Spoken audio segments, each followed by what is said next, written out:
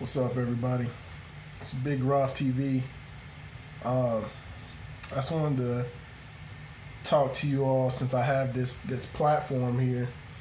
I have a little bit of viewers uh, that'll be able to see this message, and I just wanted to open up a little bit and share my thoughts on some of the recent events that's happening in this country.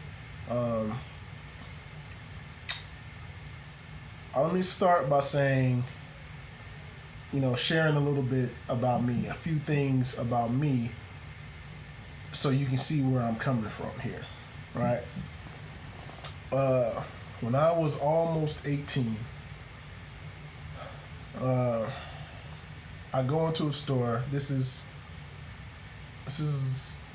I'm 31 now, so this is 13 years ago.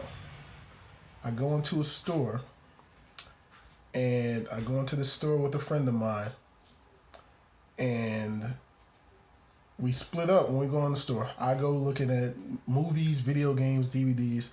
I don't know what he was doing. I wasn't near him. I didn't see him, right? We split up. We're doing our thing. At the end of it, I'm like, man, there's no games or nothing that I want. I'm out. I go find where he is. We walk out the store. Well, we're walking out the store, and he's like, hey, I got I don't know if it was a Game Boy or something, 2003, whatever the newest Nintendo handheld was at the time. That's what he was talking about. I got the Nintendo, whatever that thing was. And I'm like, what the hell? Where is it at? Well, how'd you get it? What happened? And I had no idea. I don't see nothing. He's not saying nothing until we were walking out the store. I didn't see him do it. I had no part in it. Had no idea he was going to do it. Blank. Right? We get out the store. I'm like, oh shit, dude. And he's telling me about it. We walk around like the corner. And right as we're getting back, because we're heading back to work, we were just taking a break and we went to a different store. And we get around this corner, the security guy that was watching the film comes out and stops the guy. And he's like, hey, I saw you steal that thing, right? You got to come with me. My first thought is, well, I didn't steal anything, so I'm out, right? But he's like, you got to come with me too. I saw you didn't steal anything. I saw you weren't even by him. I saw it all on camera, but you walked out with them, so you got to come with me too. I'm like, cool.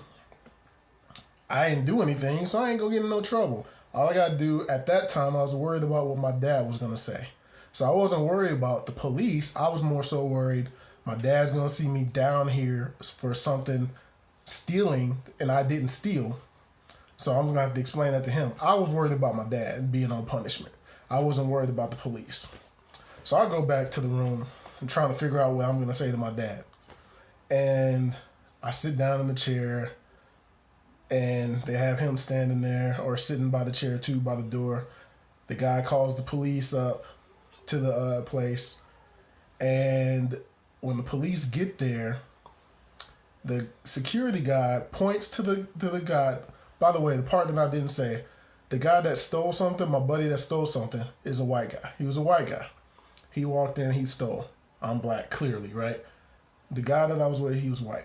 So when we go in the back and the police get there, the police say, hey, this guy, pointing to my buddy, is the one that stole. Not him. This guy right here is the one that stole. Again, pointing to my buddy, my white friend here. He didn't do anything. He just walked out the store with them, so I brought him back too.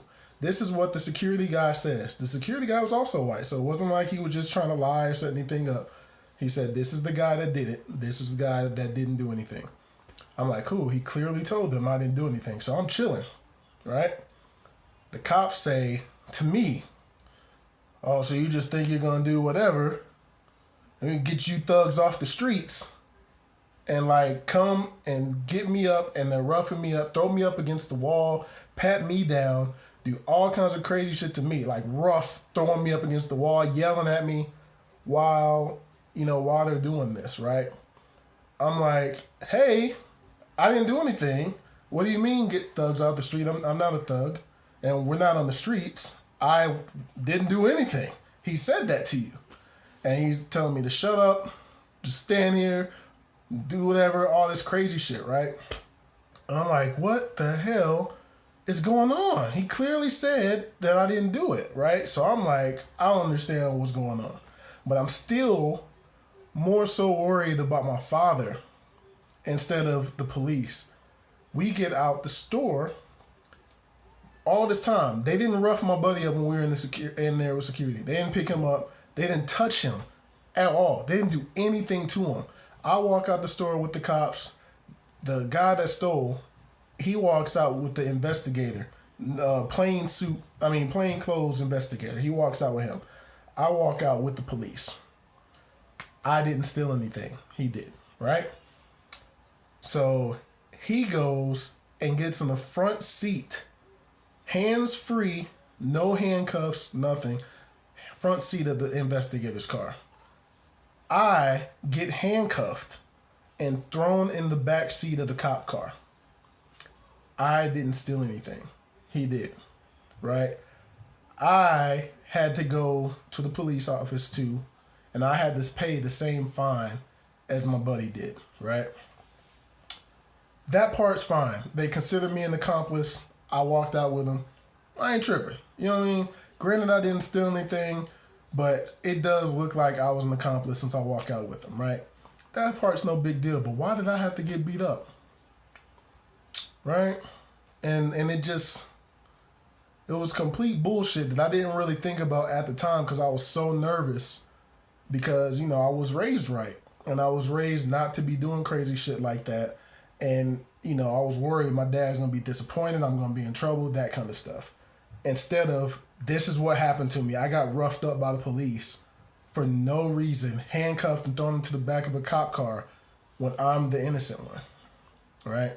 So, anyway, fast forward, let's say 5 years.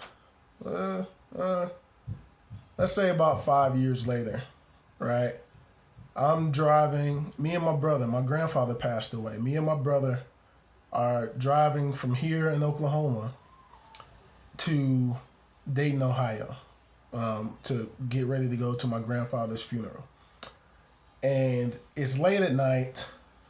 There's a toll that was coming up, and I couldn't read what the sign was saying.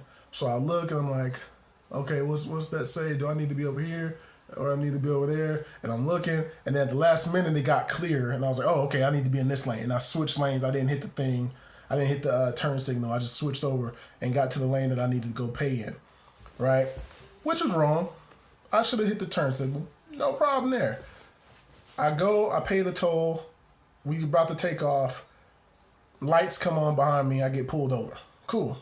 All right. My brother's like, yeah, you probably should hit that turn signal, but he probably ain't gonna stop you for that. I mean, that's kind of small. I was like, yeah, I mean, I couldn't see, but whatever. Cop comes up. He says it was because I didn't hit the turn signal. Okay. But then he's like, where you going? I'm like, our grandfather passed away. No, matter of fact, he made me get out the car, leave my brother in the car. I had to get out the car, come back and sit in the car with him and tell him. He's like, where are you guys going this late? What's going on? Whose car is that? Like, I clearly handed him my license and insurance and like all the registration and everything. It clearly said the car was mine, right? So I'm like, that's my big brother. We're going to Ohio. Our grandfather passed away. It's my car. Everything. I explained it to him. He's like, okay. He gets out, goes up, sits and talks to my brother. Same exact questions. Whose car is this? What are y'all doing out here this late? Where y'all going? That kind of stuff. Same thing. Profiled us basically for no reason. Like, why is that important? The important thing was I didn't hit the turn signal. You could have said, hey, make sure you do that. Check my registration, license, and everything. You did all that. What was the extra stuff for? Why do we have to explain whose car it was when that's on the damn registration? My name was clearly on it. So I said all that. I tell you those two stories basically to tell you that I've been through some things with the police before. right? So I feel for police victims, particularly ones that look like me. And that's not to say that it doesn't happen to other people, because clearly it does, and I've seen instances, excuse me, where it's been other people of other races, Hispanic people. I've seen white people get, victimized by police. So it's not to say that it never ever happens to anybody else, because that's what people who aren't black and want to argue with you on this situation, that's what they tend to say is, oh, well, it happens to us too. You're not the only ones, blah, blah, blah, right? But in particular, it's alarming because it happens to us more frequently as of late. And when it happens, it's broadcast. We're seeing this so much. When we speak of Black Lives Matter, it's not to downplay you all, anybody else. It's not. It's just to say, yeah, y'all matter. We know y'all matter. Y'all have always mattered. But right now, the perception is we don't matter because we're getting picked off for no reason all the time. And then what people are saying when shit like this pops off is, well, if they would have just listened to the police, then they wouldn't have got killed. That's bullshit. We've seen instances where the person was cooperating and doing what they were told to do and still got killed. Right? And we've seen the people, like the police or the people that killed them, go free, no punishment. No punishment. If somebody was doing something wrong and the cop just wrote them a ticket, or, hey, you're tripping, we're going to arrest you and take you to jail, it wouldn't be too much of an outrage. But the fact that the punishment for committing these signs in the car, or stealing something, or playing with a toy gun, or playing with a BB gun in Walmart, whatever, the consequences for doing these things is instant death if you look like this. And this is what we're outraged about. And then you can't tell me, if you don't look like me, how to feel about it, because you don't know. You don't know. A lot of people that have some kind of negative feelings about what Black Lives Matter, and people that look like me, black people, going on these rants and things like that, they don't understand because they've never been through it. Right now, when I get in the car, most of the time, I put my wallet in the cup holder so that I don't have to reach for anything, just in case. Just in case. I'm starting to put my wallet there. You know what I mean? Like, that's not something white people have to really worry about. When I get up, even though I'm most of the time, I don't speed, I don't do anything crazy. Go play, baby. I'm talking. Most of the time, when I'm doing something, I'm not breaking any rules. I'm not speeding. My tail lights are fine. I'm not doing anything ridiculous, right? But there's still that fear because I've been through something before, that I've been profiled for no reason at all, just because to me I look like this. Bless you.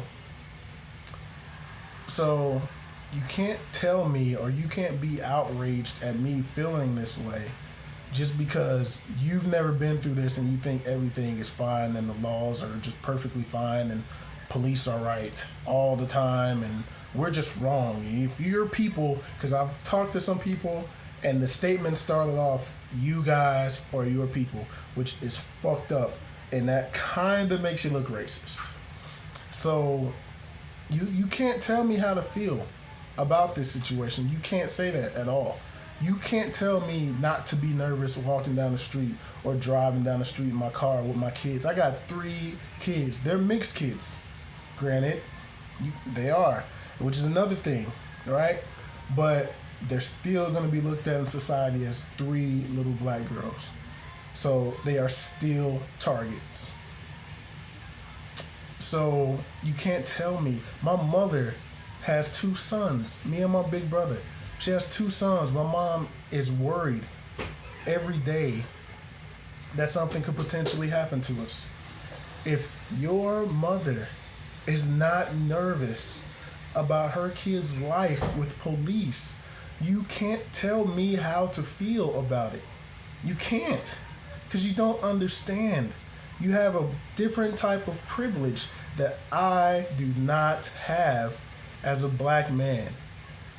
I have a job protecting and serving this nation, and I get different reactions depending on what I'm wearing. If I'm wearing that uniform, people are a little bit more respectful. Sometimes people don't give a shit because they see me and then they see uniform. They don't give a shit, whatever. But sometimes people are a little bit more respectful.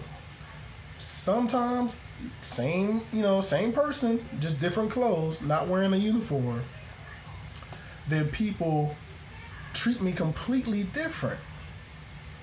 Like, you wouldn't understand how it is to feel that way because you've never been through it. You've never seen everyday different stories of people that look like you being hung from fucking trees or lynched and shot by police or chased down after police told the motherfucker not to chase after him after a guy went and grabbed some tea and fucking Skittles and told the motherfucker not to chase after the kid and got killed anyway. You wouldn't understand because you have never seen somebody that looks like you go through the same shit for no reason.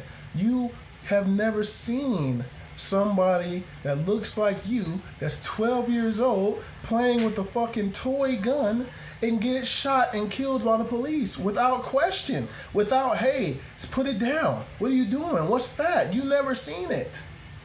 You've never seen just, hey, we're going to pull up and pick them off. So you can't tell me how to feel about it. Don't try to tell me how I should feel about seeing people that look like me victimized. If you want to do something and you want to show sympathy or do something, stand up for us. That's one thing you can do. Stand up for us. Have our back. Don't try to downplay our hurt, our pain, how we feel about shit. I probably just rambled on for like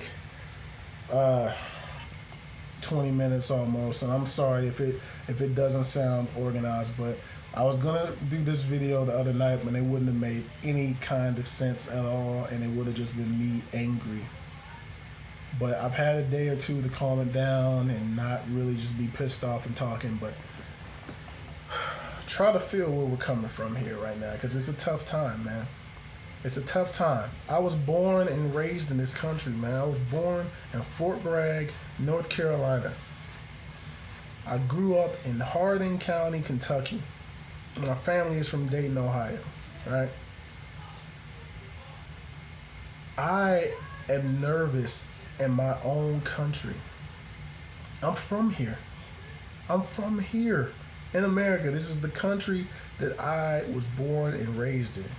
And I fear for my life at times in this very country. Do you fear for your life in this country? Do you wake up every day and go to work and fear that just driving from your home to work, that could be the end of it if you get pulled over? Do you feel like you've been targeted for no reason just because of the color of your skin? Think about that. Holla at y'all in the regular videos. Peace.